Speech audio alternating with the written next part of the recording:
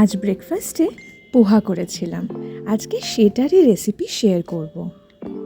প্রথমে কড়ায় তেল দিয়ে দেব। এখানে আমি অলিভ অয়েলই ইউজ করেছি। আমি 5 জনের মতো পোহা করছিলাম, তাই সেই অনুযায়ী আমি তেলটা দিয়ে দিয়েছি।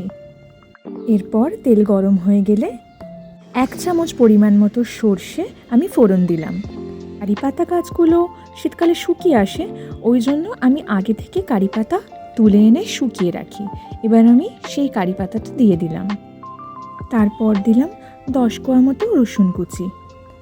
এটাও ডিপেন্ড করছে আপনারা কীরকম পছন্দ করেন। আমরা সব রান্নাতেই একটু রসুনটা পছন্দ করি, তাই একটু বেশি করেই দিয়েছি।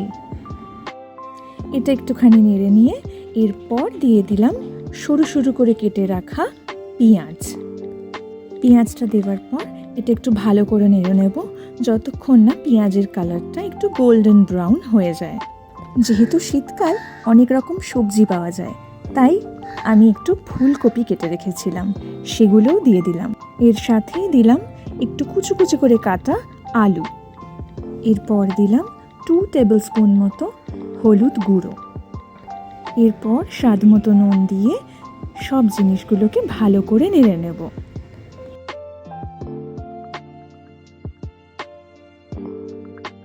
সব ঠিকঠাক ভাজা হয়ে গেলে এবার আমি দিয়ে দিলাম সরু সরু করে কেটে রাখা গাজর। এরপর আমি এগুলোকে ভালো করে সব কিছু ভেজে নেব। তারপর আমি দিয়েছিলাম একটুখানি টমেটো কুচি। তারপর 3-4টে গোটা কাঁচা লঙ্কা দিয়ে আবার সব কিছু ভালো করে নেড়ে নেব। আমি এখানে ইউজ করেছিলাম টাটা সম্পন্নের পোহা। যদিও এটা কোনো প্রমোশন নয়, আমি ইউজ করেছিলাম তাই বলে দিলাম। এবার আমি ধুয়ে রাখা পোহাটা এর মধ্যে মিশিয়ে দেব।